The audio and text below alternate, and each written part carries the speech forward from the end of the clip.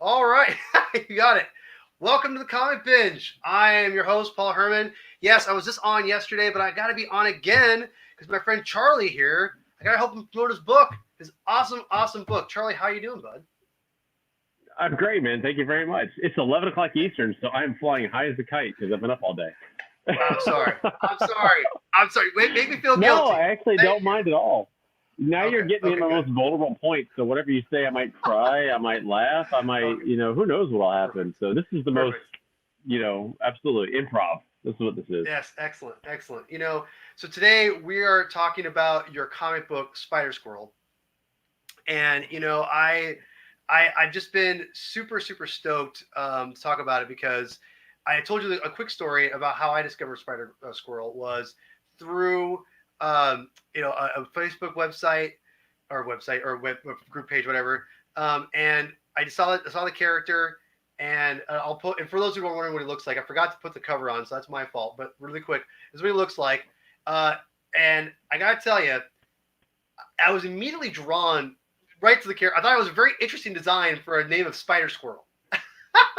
Yeah, right there, Yeah. or whatever it is. And I just was like, oh, I gotta remember that. I like that. I gotta check that out and see if it's any good. And sure enough, I was very I kept I saw a reminder of it, and I was like, oh, I picked it up a couple weeks ago on Comixology, which you can too, and it was so much fun to read, so much fun to read. And we'll Thank get you. into a little bit of why I liked it because there's many reasons why you like a comic book, but I thought it was fun. This is a fun character, and you have a new Kickstarter happening, so we're going to talk about that Hmm. too. And I'm going to fund it. I forgot. I will make sure I will put something towards it tonight, Charlie. Don't I promise I will. But I wanted to I want to talk about what got you into comic books and what inspired the character and kind of go from there. So tell us, yeah, what got you into comic books and what got you into writing comic books? Oh my gosh. So what got me into comics? Somebody asked me that recently on another podcast, and the answer then and now was 7-Eleven. So Hell yeah, dude. I Hell yeah. don't, yeah. So it's funny. So just today, total aside, and I'll explain the story in a second. So just today, I saw this meme of like, somebody helping their grandma, and the grandma's going, "I Oh, bought my comics in the I saw grocery that store." And they, okay, grandma, okay, yeah, yeah. Well, guess what? This is freaking grandma. Um, but yeah. So I am. I'm an old fart, but too. the true story is that my grandma, my Mimo, who passed away earlier this year from COVID. Oh, I'm sorry. Um, thank you. She bought me a comic book because I was excited about it at a 7-Eleven, and it was DC Comics Presents, and I don't remember the issue number, but you can Google it. DC Comics Presents Superman versus He-Man, right? Every 80s kid's like wet dream, right? In one comic book, you got the Spider Squirrel controlling Superman, and Superman fighting He-Man, and then eventually, after all the hubbub and the typical superhero confusion is abated, they actually team up and they take down the Skeletor, and so anyway, that was the book that brought me into comics ultimately. Now, there's a series of events afterwards too. I mean, I bought many a Who's Who issue at a 7-Eleven. I used to walk to 7-Eleven about 2.5 miles. I used to walk by myself when I was about 10, 8 or just between 8 Yeah, and 10 years old. I used to I've been walk there. about two I've been miles there. Mm-hmm. and buy it, right? I mean, remember back in the day when you can cross the street when you were 8 years old. But I let my kids cross the street because I have a lot of kids, and I figured they'll, No, if they my turn up my near me, I parents won't notice it. No, I'm joking. right. No, right, but like, my So parents bad. let me go walk all the way up to get comic books at 7-Eleven too. I mean, like it was a far away, man. It Yeah. was not like down the street. No, dude, I bought in the Ultimate Man, and I bought. Oh my God, I actually have a CGC copy of this. I bought it recently. The Mike Zeck 25th anniversary Marvel cover was with Snake Eyes holding his Uzi. Oh Uzi. Now, yeah. kids, I just want to explain to you, an Uzi is a gun. Um, so, Wow. Wow. anyway, that's what got me into comics and things. I was a kid of divorce, so there were two things that kept me kind of sane to some extent. The only friends I had as a kid of divorce, we moved around the country. I lived in over a dozen states before I was a dozen years old. Um, it's comics and action figures. So I had my Star Wars figures and I had my All He-Man right. figures and GI Joe, and I had my comic books. And so wherever I went, I had my friends with me. And it's as terrible and as a decrepit story that is. Um, I know people are like, "Oh, you poor thing." Yes, throw money at me. My Kickstarter. That's what. Anyway, Hold on. Yeah. um, Yeah. I'll post the Kickstarter up right now. Keep talking. But yeah, yeah. For me, I think the link's up there already. Yeah, yeah. I'll post but it again here for you. yeah. So when you guys are hearing this poor unfortunate soul, but the truth is those were my friends. The one consistent that I had outside of my mom as a kid. So my dad spent a lot of time in jail. My mom was bouncing around from husband to boyfriend to whatever, all across different states, and occasionally I came back to Virginia and lived with my grandparents, and I had real friends actually. So I'm not entirely a some kind of weird, bizarre hermit guy. I'm married with children now, and people actually think I'm a sustainable, living, natural, normal human being, but who contributes to society in some way, shape, or form besides comics. But Sure. anyway, that's what got me into it. Yeah. Right So on. It, how'd you you like know, that for an with answer? Geez, you're gonna regret this I love it. conversation. No, this is great because I relate a lot to what you said.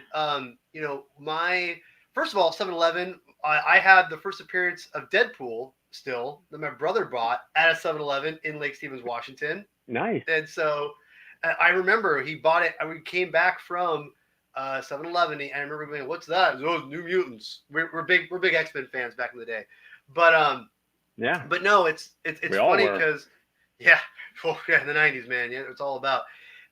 What's really cool about what you're saying though is even though my parents were divorced, it was I had a hard time connecting with people as a kid, even though I was an outgoing kid.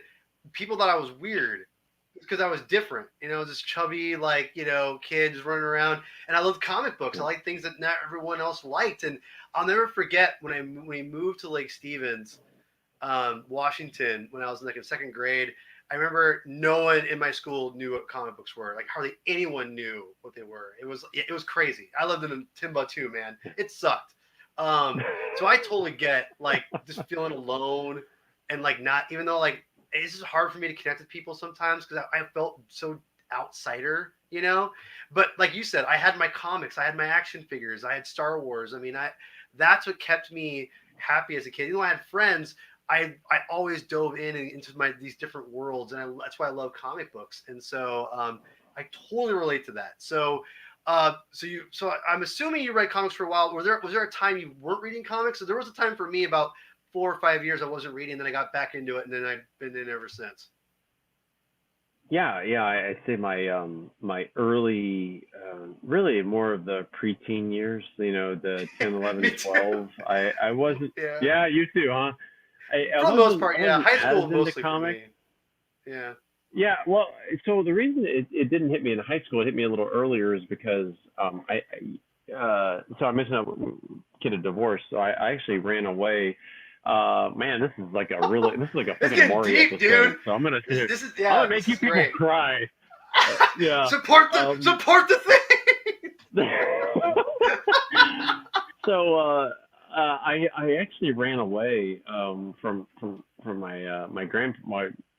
my paternal grandparents' home. My grandmother, she was an ER nurse and she drank a lot. And so back then drinking was a way for her Cope. anyway, Yeah. to not think right. It was a coping thing. It was just like Yeah. it was better than cocaine. It was better than crack, which we just started hearing about. It was better than anything else. Right. So that was her relief. Um, and it's mine too. In fact, I'm drinking right now. But there's an ad for Mike's. You guys should pitch some to my Kickstarter too. Mike's Harder, just for the record. But uh, but whereas like I drink on the weekends and during football games and stuff like that, just kind of chill a little bit. My Yeah. grandmother was a Nothing wrong with that. daily alcoholic, Yeah. and yeah, she drank to the point where it was a little unnerving as a kid, and I started sensing as I got a little older and older. Anyway, when I was about 12, she came home, broke a glass table. It was our dining room table. She had a fit. She fell and she threw her elbow through a glass table, and it shattered Wow. everywhere. And she yelled at me for it. I don't know what the heck I even had to do with it, but I was just standing there and when it happened, and so she lit up at me. I was the first target of her anger, and even though as a kid I knew it wasn't really my fault, um, it just frustrated me. So I ran away, and that was the straw that broke the camel's back for grandma. And so grandma said, "Fine, if you don't want to live with me, you're gonna have to live with your dad." At that point in my life, because I hadn't really known my dad, he was in prison a lot. I hated him because of all the stories I was told. Anyway, I get past the sob story crap. Fast forward to going to live with my dad in Virginia Beach. So I'm in Virginia Beach and living with my dad and his girlfriend who hates kids. Yay me! She hates Wow, kids. man. She lets me know she doesn't like kids. She had no interest in having kids, and the last thing she wanted was for her boyfriend's kid to come live with us. And I'm like, this sucks. Well, lo and behold, turns out she actually reads comic books. And it's funny you said Outsider. She read Batman and the Outsiders. And oh my God, what a run! Was it Obar and Yeah. oh God, the artist, my favorite comic book, my favorite Batman artist of all time, and my brain, I can't think of his Is it name now. Paro? All of us, Is it Jim Paro? yeah, thank you, Aparo, Jim Aparo. Yeah. Yeah. So that whole run, she had the entire run, and when she found out I was remotely interested in comics, she let me read them. I read the entire run, and she and I actually stayed friends longer than my dad and I did for a while there, and which is kind Wow. of funny. That's cool. She passed away several years ago, uh, and um, and it was just one of those endearing. We stayed friends even after she left.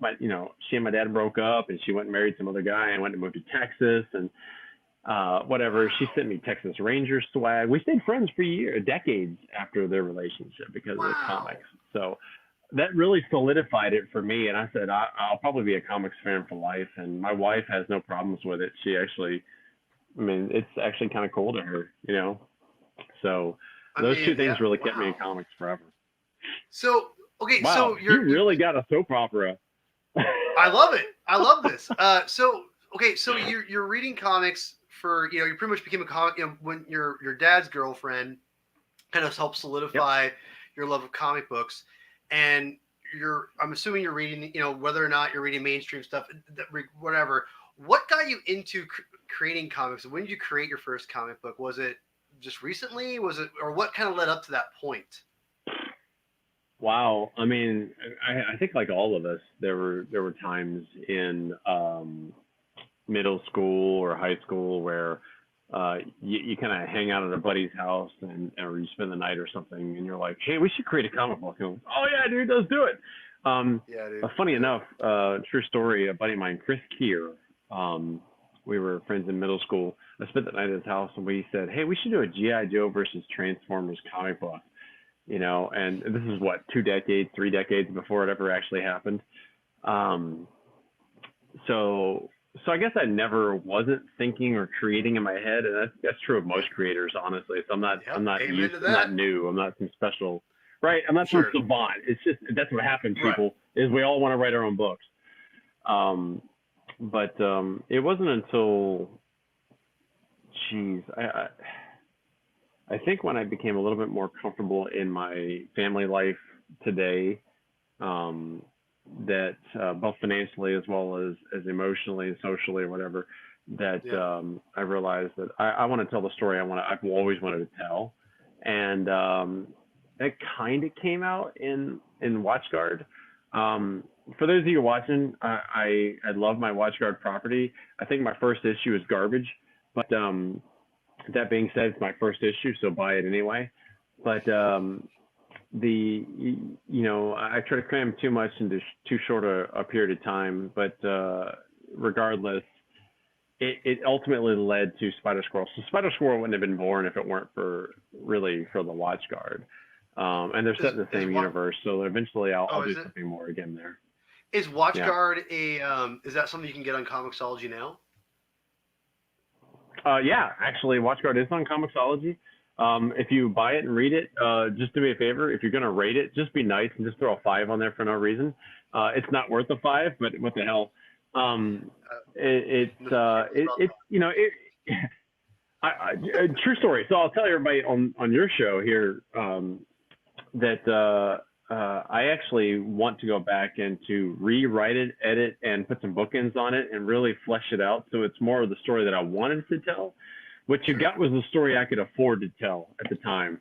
And so while I wasn't a great writer then, and I'm not a great writer now, I also couldn't afford much, and I hired high quality talent. And I think you'll see that's the one thing that's consistent in all my projects is, however well or poorly written my books are, and that's on me, I do hire quality and quality art teams, and I only work with the best. So that's Bro, pretty consistent. And I'm going to piggyback off that because, that's one thing about most comic books people, I think, really underestimate. And it sounds stupid to say, and it sounds like such an obvious thing.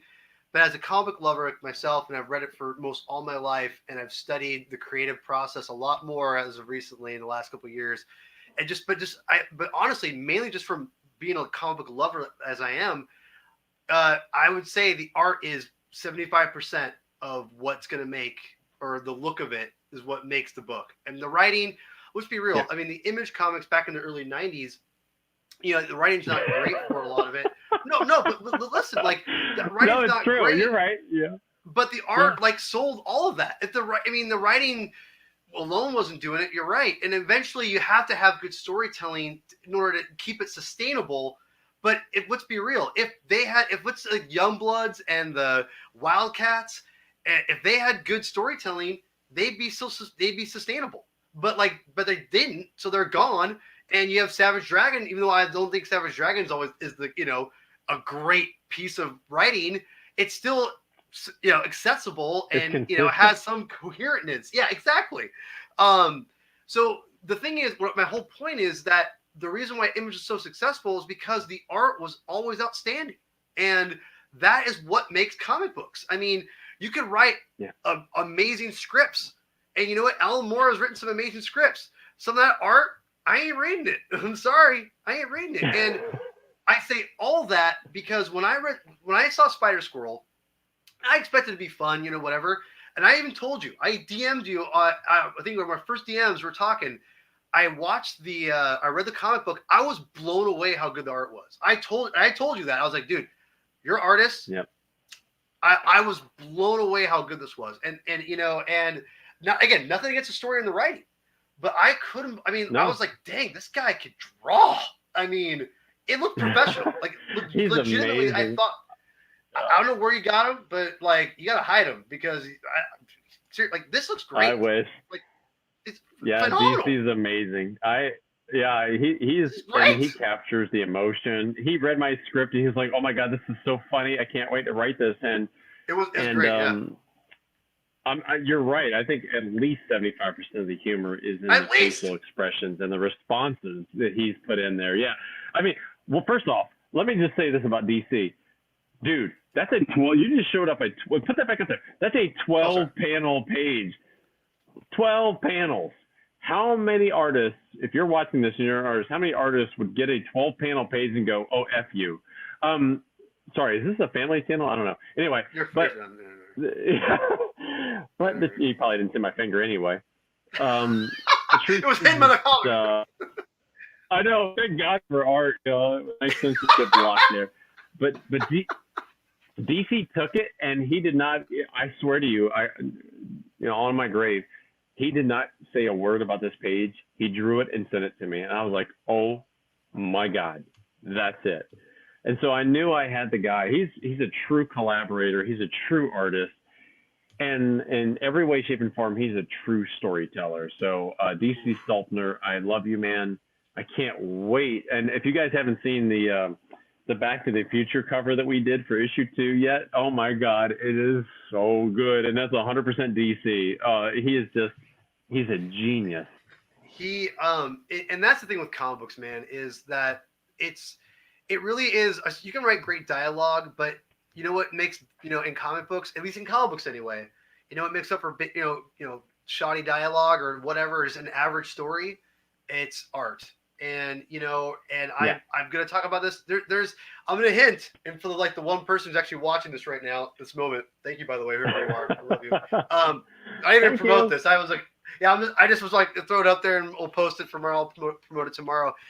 I have a controversial take. I think it's on a very beloved comic book.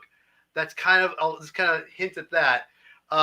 That's kind of the same vein of idea that, to me, the art is what makes that comic book. I mean, a story can be fine, but you know what makes up for all Yeah. that? It's the art, man. It's the art. And it's not just the art itself. It's the layouts. It's the storytelling. It's all of that put together. Because let's be real. I mean, me and we both love comic books. Let's be honest here. A great artist doesn't always mean a great comic book artist. A great comic book artist Right. doesn't always make a great artist per se, but again, it's storytelling. That to me is the ultimate key of comic books, and as far as drawing and art is storytelling. Being able to have the expressive faces and multiple panels, and that 12 panel grid is a great example of so many different characters. Spider-Squirrel's emotions in his face is a great example. I mean, getting emotion on face ain't easy drawn, man. It ain't No. easy. So um I was really blown away. In fact, I know you had a lot of different artists in your book. There was a lot of different cameos, Mhm. different people's stuff, which is great. I thought it was really fun. Just kind of giving people an opportunity to kind of work together. I thought that was really nice. But I gotta be honest, when that guy wasn't drawing it, I'm like, bring that guy back. I miss him. Like I wanted that. I wanted him back. Yeah. And again, no offense So, to any of the artists there, but I liked him that no. much. It's the truth. Yeah. Yeah. DC's the winner, and if we can continue to do like there's so this is a 3-issue miniseries that we're doing together, Okay. um, and DC is so fun fact. So it was originally a 96-page graphic novel. I was going to do an OGN, Mm-hmm. and at the suggestion of I was with Short Fuse Media when I was starting to get ready to launch the book, and they suggested, "Hey, break it up because going OGN is really difficult." And at that time, it Yeah. was before the big COVID splurge. And what I mean, I call it that is, for those of you who don't know, you watching this, most of you began investing a lot in Kickstarters for indie comics that you weren't investing in comic shop, traditional mainstream comics. We could not have seen that. So had we seen that, I might have stuck with an OGN, original graphic novel. But that being said, we broke it up into 3 issues, which actually allowed me the opportunity to do what you're referring to, and that is to have other creators and other comics universes kind of interject themselves into my story, and I do that on purpose. Um, there's 2 things about me that one, I wanted to tell a fun story. I didn't need it to be an Eisner Award winner, although hey, Eisner people, if you're voting for me, um, but I'll take all the freaking awards you can give me. But Sure. I did. But the second and most important thing to me was community. And there's so Amen, many man. in the last 2 years. I've read so many good indie comics that just go unnoticed that I felt like any chance I could to give back on that front, I would. And so that led to the story where I used a key element that is, yeah, it's stereotypical. Yes, it's trite almost because we do it so often in comics, and even predictable. It's still, I think it came across really fun, It was and fun. it Yeah. allowed a lot of other creators to, yeah, thank you. It allowed other creators to write my character, and I get to control the voice ultimately. And I didn't want to edit too much, but I wanted to make sure certain things were consistent with the character. Um, and they were allowed to hire their own art teams. If they had an existing art team for a comic book they did, they used their own art teams. David Wynn and Ian Sharman is a great example. They both work at Marcosia on Hypergirl. There's a 6-page, I think, interlude where Spider-Squirrel ends up in their universe. David Wynn does the art. Ian Sharman does the writing. I'm just there as kind of an overseer. And again, for the character consistency, and they were able to deliver. And I think it's really fun too, at least me as a fan. Now, if anybody disagrees with this, please chime in. But one of my favorite things was to be able to see the vision of another artist writing my Mhm. character, and it was Yeah. obvious that Spider-Squirrel's in a different universe because it was a different art style. And I know you wanted to see more DC. I No, did. no, I right, do. He's and not beautiful. No, no, no, right. It's not, yeah. and I wasn't. I don't mean any disrespect from the story or the artist either. No, It was no. just like I knew what you I meant was though. It's I beautiful. loved that stuff. It's It was great. Yeah. So, but it was fun. But that's yeah. again, that's the thing too. I instantly knew what you were going for without even knowing you, Charlie. I knew instantly what Thanks. you were trying to go for, and I was like, I really respected that because I knew immediately like you were trying to give back to other people, and Mhm. that was evident through what you were doing. And as again, that's why Indie Kicks exists, is because I want to give back to people. I want to give a sense of community and grow the independence as much as I can. Again, I have like, 3 people who watch, whatever. But the thing is, I want to grow it as much as I can because I want to create. I want to do those things too one day. And it's awesome to see people like yourself giving back too, even already. And I think that's so important. That's what's missing in so many art group. I want to say groups, but art, mediums or whatever. I used to be in music scenes where everyone was in, trying to like out to, it's weird. And there wasn't a lot of that going on. And it felt like it wasn't as cool. And it's really nice when you have that sense of community where people are looking out for each other and like, you know what?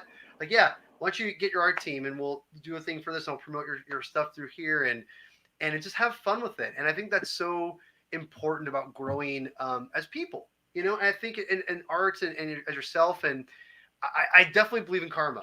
In one way or another, I believe you reap what you sow. And if you reap good, good things will happen to you. And I think that, I'd rather reap good things than bad things, right? So, and I think doing something like you're doing is just, again, you're getting good like karma. And I think it's awesome. And I think let's keep building people up. That's one thing today I think that's missing in everything, much less comic books. But I mean, just building each other up and trying through our differences and give back to each other and to see, and again, how that is infectious. Giving back to people is infectious, and if we can do that for each other, good things are going to happen. And I think I instantly saw that, and there was a sense of goodness there. And I know I'm being super cheesy, and that's why I was like, I can have this No. guy on.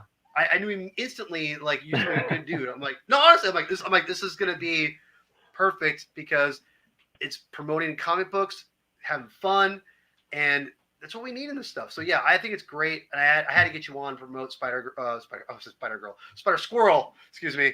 Yeah, But yeah, but yeah. So you have another Kickstarter happening. Tell us hmm about that a little bit. So, second issue is just picking right up where we left off. As I already mentioned, it's originally a graphic novel, so the story is actually um, it just picks right up. Ultimately we'll do a trade paperback, which will feel like a graphic novel because I think the page breaks are very natural. Something I learned from early on, and not a lot of people know this. I don't think I've even told this story on podcasts very often, but back in '98, I actually spent. So I met a comic book artist, and he introduced me to Eric Larson.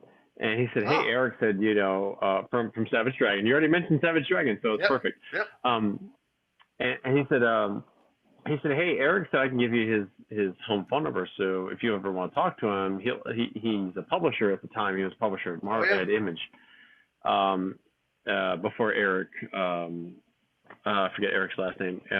Peterson Larson. took over. Oh, Peterson. But Oh yeah, yeah, yeah. The guy from yeah, Extreme. Rob's guy. exactly. Yeah. Yep. Yep. Yeah, so before Eric became publisher, it was Eric. Larson. I'm sorry. Yeah, before Eric with a C, Eric with a Yeah. K was publisher. So I called Eric, and what a I don't know. I don't care what anybody thinks of Eric Larson. I don't care what you think of Savage Dragon. I'll tell you this: I'm nobody. I'm literally some kid in 1998. Pick up the phone and I call Eric Larson at his home. He's working on Savage Dragon, like issue 13. I mean, this is how long ago this was, right, guys? That was a while ago, And bro. and oh my God, dude! And he spends 3 hours on our first ever call together, talking to me about the business, about my book, about the things I wanted to do, guidance, Wow. mentorship. I mean, he spent all this time. it was funny because I call him, we start talking. And about a 45 or so minutes, it was before the first hour was up. He's like, "Hey, hang on one second, if you don't mind. I'm gonna switch phones. I'm gonna jump over to actually where my art table is because I'm writing now, but I'd rather be drawing while we're talking rather than trying to write." So, and I was like, "Sure." And so Eric, kids, this is a landline. Eric switches over to his other phone in his art desk, and he starts drawing while we're talking. We spent the next 2.5 hours, so whatever the time was, hours talking. To me, it was a phenomenal experience, and it really solidified what I'm doing today. It's really kudos to Eric, because and maybe it was in me naturally to do this kind of thing, but I've said this 3 times in 3 weeks now. A rising tide lifts all boats, right? And so I'm a firm believer that there's enough market space out there for all of us in indie comics and comics in general that we can Yeah. all get a piece of the pie and not have to eat each other's carcasses, right? So I think the carcasses out there is big enough for all of us hounds to get out there and chew on. So Eric kind of taught me that. Eric spent all that time with me, and it was indelible. It was one of those moments that I just thought was, oh my gosh, I really want to be in comics because I want to be the guy like Eric who's sitting down and some guy calls me up and or gal, and says, "Hey, Charlie, how do you do Spider-Squirrel? Because it's been on Netflix or it's in a movie or some other amazing thing. Hey, Netflix, if you're watching, I'm waiting." So I want to be that guy for somebody else. Right. So I hope I can be.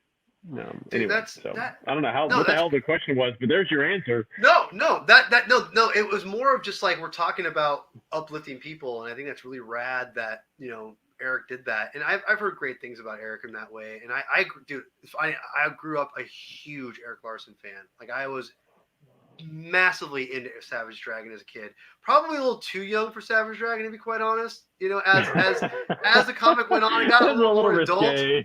Yeah, and I remember being like in middle school and like Savage Dragon and Rapture. I'm like, I don't know if I should be reading this, Mom and Dad. But like I grew up on his Spider-Man. His Spider-Man is like probably like the one I love his Spider-Man. Oh yeah, dude. Yeah. All that stuff is great. So all that being said, I think it's great. I think it's an awesome story to tell about Eric doing that, and that's exactly what it's about. That's why this shows exist, and I think that it's it's all about just uplifting things. And I think I've always said this before, and I'll say it again. I think the comic book medium is it's like in this really weird spot right now, where it's kind of like it doesn't know what it's doing, but I feel it's just gonna blow the hell up. I feel the comic, and not just like a Marvel or DC. I think the medium itself is about to just, and I always go back to. And I'll probably never stop talking about this until actually it probably happens when I'm like 80 years old. But, I always go back to the original back in the day with the Seduction of the Innocent, where everyone said the comics were evil and everyone was burning their comics, and all this stuff. And I want to because my mom, she was somewhat, alive or a little kid at that time, like a little girl. And my mom's like, yeah, when I was a kid, everyone read comics. Everyone did, everyone read, everyone. It wasn't just a boy, a nerd thing. It was everyone read comic books. And then some a-hole gets on and says, comics cause juvenile delinquents. And then everyone's like, burn them. They're evil. And then obviously that stems like this huge backlash of things. And, basically that's what turns into people thinking that comic books are nerds and they're for outsiders. Because if at that time, everyone thought, people who were weird read comic books because they were evil. And so generations happen, everyone has this negative connotation of comic books. Well, now that's slowly breaking away after years of decay, whatever.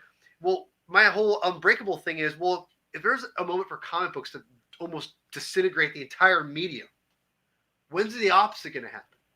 When's the opposite of like, it's going to blow it up and make it be a whole different stratosphere? Like, when is that going to happen? Because I feel like that's the opposite. And I feel like with online digital comic books and YouTube and all this stuff, I feel like even though they're not accessible as far as like people to go to 7-Eleven, but I think people knowing what comics are and what they are and being able to see them through YouTube and things like that, that'll be the new 7-Eleven. And I feel that's what people will use to get into comic books and go, oh, what are comic books again? Huh? And then all of a sudden that'll be the rabbit hole they get on. And instead of having to go into a comic book store, they can go on YouTube or go whatever. And now it's the rabbit hole. And I feel that's the future somewhere along those lines with, again, with webtoons, things like that. That's just going to keep growing and growing and growing. So I feel comic books aren't, it may be 6-8 years away, but I do feel the medium is going to blow the hell up. And it's only a matter of time, especially with all these successful films. It's only a matter of time. Yeah. It's just got to figure out its way through this next 5-6 years. And I think after that, I always go back to the Teenage Mutant Ninja Turtles, right? Imagine this. Because to me, the Teenage Mutant Ninja Turtles were a lot like Harry Potter of like that era, right? The only difference is that Harry Potter was a novel, so everyone loved it and could go, oh, go to the library and go whatever. And Here's what I'm saying, man. Imagine if Eastman and Layers, whatever his name is, Teenage Mutant Ninja Turtles, the whole phenomena came out now. Let's say like everything stays the same as far as big popularity, but if that were to come out now, those comic books everyone would be in the comic store because it was huge. Like it would be huge. But back then you couldn't get them at the grocery store. Not so much later, So I mean, to me, it's like if that were to come out now, it'd be huge. Like it would be like comic books would be everywhere. Like you wouldn't go anywhere because it was again the Harry Potter, but because it came out in the 80s when comic book stores were the only place that had it. It took them forever to get an Archie, Teenage Mutant Ninja Turtles comic book out. I just feel like that's what's going to happen. The next Teenage Mutant Ninja Turtle phenomena, the Harry Potter thing for comics, once that hits, it's going to blow it up. And it's right now it's the perfect time because there's so many YouTube channels out there. There's so many people. A lot of YouTube channels out there are probably a disservice to comic books. You know who I'm talking about. Yes, but you know what? The point remains.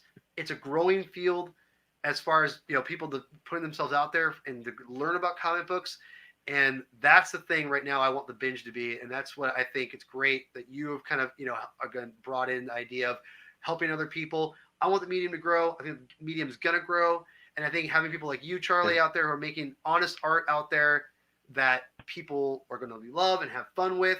That's what it's about, and that's what's gonna grow the medium. So. This has been awesome, man. I'm going to have you on again. I want you to know that. It won't be this late next time, I promise. Maybe.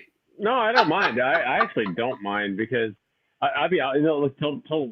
True. I've already given you guys some more stuff for the day, but I'll give you some more. My wife is asleep over here on the couch, and awesome. The only kid of mine that's awake is my 21-year-old daughter who works overnight at FedEx. So she's always up this late. So, this is actually a really good time for me because I don't feel like it takes away from my family, which is my first priority. I agree with you. I appreciate this is a lot of fun. I can pontificate about the inflection point that I think we're at in comics. And for those of you who really care about crap like that, I actually was talking about this in a Facebook group where it was a private group of creators, and somebody made a comment. It's like, well, man, there's just so many comic book Kickstarters. I don't know how you compete, And I'm sitting there going, it's not about competing. See, that's the mistake that people are making is that you're trying to compete. There is a total addressable market. There's a market out there. People are leaving mainstream comics, not en masse, because I do not believe in the fallacy, the lie that comics are dying. The numbers don't show that, frankly. The numbers show that comics are actually exceeding their numbers. Now, granted, they're selling for higher price points than normal. Because of the fact that, just the supplies have gone up, artist rates have gone up. We're actually paying reasonable rates to artists per page. Probably not where they should be yet, but it's getting there. I think all of that has played a factor, but nonetheless, comics are still selling at an all-time high rate at the mainstream level. But if everybody's complaining about whatever they don't like in mainstream comics, the boredom, the same old repeated storylines, the reboots and the reduxes and the crises and all these, those people aren't leaving comics.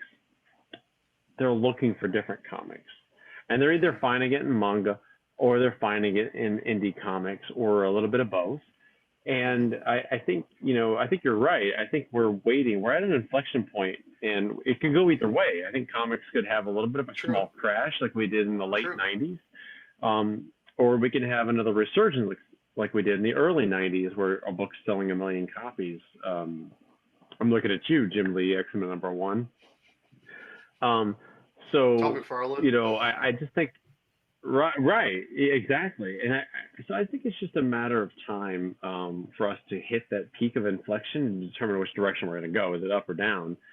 Right. For it to go up, though, in my opinion, and this is totally my uneducated, stupid, half-drunk late night opinion, um, is that it's going to require the community to really come together and to show that we can learn from things like manga. I think manga has a very viable format. You know, one of the things that really appeals to Absolutely. manga is it has a beginning and an end. For the love of God, I mean, how many books have been going on for 60 years? And yes, I love some of the characters, but it's the same fucking I love story that stuff too. over and over Right. again. Yeah, and it's like at some point, kill the character, reboot with a whole new person, a whole new character. I'm not going to say that the answer with John and Superman is the answer. I'm saying that it's an answer, um, Hmm. and Yeah. and find a way to revitalize the market, but have a beginning and have an end. I'll tell you this: Spider-Squirrel will die at some point. I mean, at some point, he's a dead character. For now, he's very alive. He and Trash Panda are ready to have a freaking hoot together. And if I can Yes. have stories for the next 10 to 20 years, I will. But at some point, you know, like Invincible, there is a finite end. There is an end in place. I already know what his last story is going to be. Um, Now, what you know, the delta between now and then is not told yet. Now, I don't even know what that story looks like, but I do know what his last story looks like.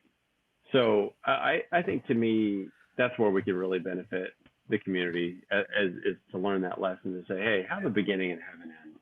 Yeah. No. You know, all the great books Absolutely. ended at some point. So Yeah. No. Charlie, this has been awesome. wow, I'm all I see. philosophical now, so let me No, shut it's up. great.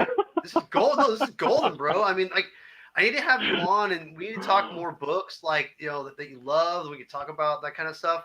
Again, we'll have you on, and anytime if there's a book out there you really want to just go out and just shoot the crap on, and you want to just Yeah, analyze the death, let me know. I'll read it. We'll review it. We'll get some people and have a blast. And again, I'll keep promoting your stuff. It's awesome. It's fun. Again, I'll have you on. You'll be back. You'll be back. It's like my thanks, buddy Paul. Jim. Of course. My buddy Jim was on last time. I'm gonna have to get both of you guys on. You guys would be a hoot together, man. You guys would be so much fun. Another great comic book writer. No, you guys are great. So anyway, where can people find your work at? We have the Kickstarter here, for people that don't know. Yep. But where can people follow your exploits of social media for Spider-Squirrel or other comic book goodness? Yeah, I'm a pretty open book. So you can go to at Charlie McElvey, MCELVY. So it's CHARLIE MCELVY. At pretty much any social media platform. I'm a pretty open book. If you follow me on Facebook, don't be offended. I'll throw you, if I don't know you personally, I'll probably throw you into some slightly restricted group because I do post a lot of stuff about my kids. I'm a big family guy. But yeah, the Spider-Squirrel also has his own social media. I often interact as Spider-Squirrel, so if I'm sarcastic or mean, it's not me, it's the character, because he's an idiot, and there you go. So it's at Spider underscore Squirrel because for some reason Twitter and Instagram have really bad HTML and don't support the hyphens. So yes, the Spider underscore Squirrel. And actually, Trash Panda has his own Twitter page. I haven't done a whole lot there because it's just too much to maintain 3 Twitter pages, but 4 It's a actually. lot. Yeah. But Oh God. yeah, it's a lot. So, but if you interact with me there, I will interact with Spider Squirrel, and I'll happily entertain you guys as much as I can. That's Otherwise, you awesome. can follow me on Kickstarter. I am a super backer on Kickstarter. I follow a lot of books. I back a lot of books. I'm a huge backer in the indie community. I don't just talk. I put my money where my mouth is. So my actions speak, louder than my words, hopefully. Damn And it. I'm pretty loud, Damn it. so that says a lot. Right. No, it's great, man. It's great. I knew me and you we'd be homies instantly. As soon as we started interacting, I'm like, Nice, we're gonna Paul. be trouble. We could talk for Yeah. probably hours, me and you. I mean, that's just how reality is. So no, but thank you for coming on. You can follow me on Twitter, Herman22 with 2 N's, aka P Thug. The Comic Binge. I'm all social media platforms. You search it out, you'll see it. You'll just follow it. You'll see the logo. And please like the video, subscribe, support the Kickstarter, please, because we need to support local artists, also independent artists in general. We're local. We're all local anymore. Yeah, we're all local and independent.